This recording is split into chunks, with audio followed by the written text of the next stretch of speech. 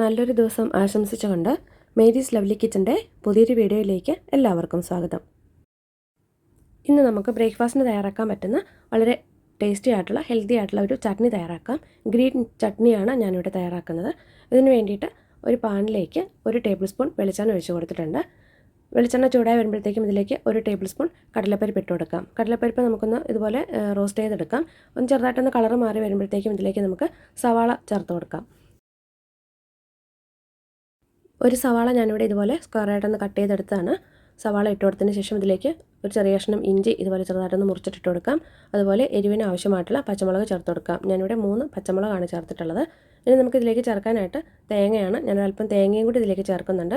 അതിന് വേണ്ടിയിട്ട് കുറച്ച് തേങ്ങ ഞാൻ ഇതുപോലെ ഒന്ന് ചെറിയ പീസസ് ആയിട്ടൊന്ന് മുറിച്ചെടുത്തിരിക്കുന്നതാണ്. തേങ്ങയും കൂടെ ഇതിലേക്കിട്ട് ഒന്ന് വഴറ്റിയെടുക്കാം. ഇത് സവാള നന്നായിട്ടൊന്ന് ട്രാൻസ്പെറൻ്റ് ആവുന്നത് വരെ വഴറ്റിയെടുത്താൽ മതി. തേങ്ങ ഇങ്ങനെ അല്ലെങ്കിലും ചെറിയ തേങ്ങ ആയാലും ചേർത്താൽ മതി.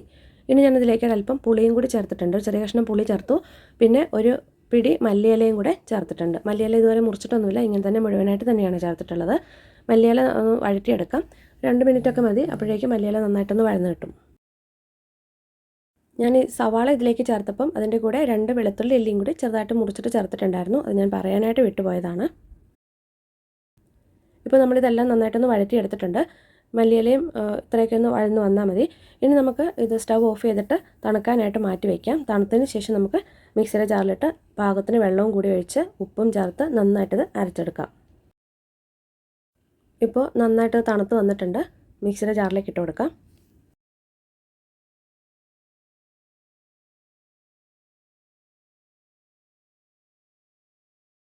അര ടീസ്പൂൺ ഉപ്പ് ചേർത്ത് കൊടുക്കാം.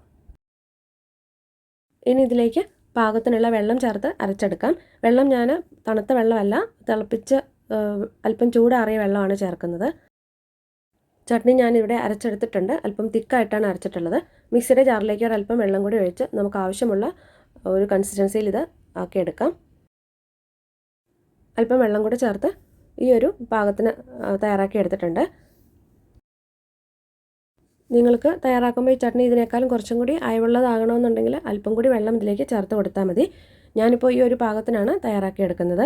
ഇനി ഇതിലേക്ക് നമുക്ക് കടുക് താളിച്ച് ചേർക്കാം.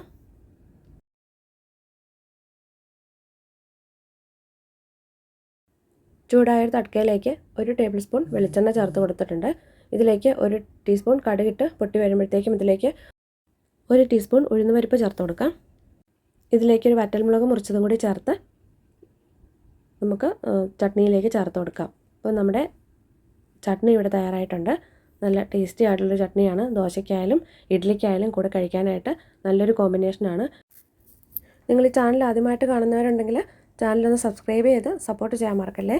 അതിനടുത്തുള്ള ബെല്ലൈക്കൺ കൂടെ പ്രസ് ചെയ്യുകയാണെങ്കിൽ ഞാനിടുന്ന എല്ലാ വീഡിയോസിൻ്റെയും നോട്ടിഫിക്കേഷൻസ് നിങ്ങൾക്ക് ലഭിക്കുന്നതായിരിക്കും. നല്ല പൂ പോലത്തെ ഇഡ്ഡലിയും ഇതുപോലെ ഗ്രീൻ ചട്നിയും നല്ലൊരു കോമ്പിനേഷനാണ്. ഇനി അതിൻ്റെ കൂടെ സാമ്പാറും കൂടെ വേണമെങ്കിൽ അതും കൂടെ നമുക്ക് തയ്യാറാക്കി കഴിക്കാം. വളരെ പെട്ടെന്ന് തന്നെ തയ്യാറാക്കാൻ പറ്റുന്നൊരു ചട്നിയുടെ റെസിപ്പിയാണ് ഞാനിവിടെ ഷെയർ ചെയ്തത്. രാവിലെ നമുക്ക് ബ്രേക്ക്ഫാസ്റ്റിന് ഇത് മാത്രമാണേലും മതി. ഇഡ്ഡലിയുടെ കൂടെ കഴിക്കാനായിട്ട് സാമ്പാറും ഒന്നും വേണമെന്നില്ല. അപ്പോൾ ഇന്നത്തെ വീഡിയോ നിങ്ങൾക്ക് എല്ലാവർക്കും ഇഷ്ടമായെന്ന് വിചാരിക്കുന്നു. വീഡിയോ ഇഷ്ടമായെങ്കിൽ നിങ്ങളുടെ കമൻസൊക്കെ ഒന്ന് അറിയിക്കാം. നിങ്ങളുടെ ഫ്രണ്ട്സിനൊക്കെ വീഡിയോ ഒന്ന് ഷെയർ ചെയ്ത് കൊടുക്കാം. പുതിയൊരു വീഡിയോയുമായി നമുക്ക് വീണ്ടും കാണാം.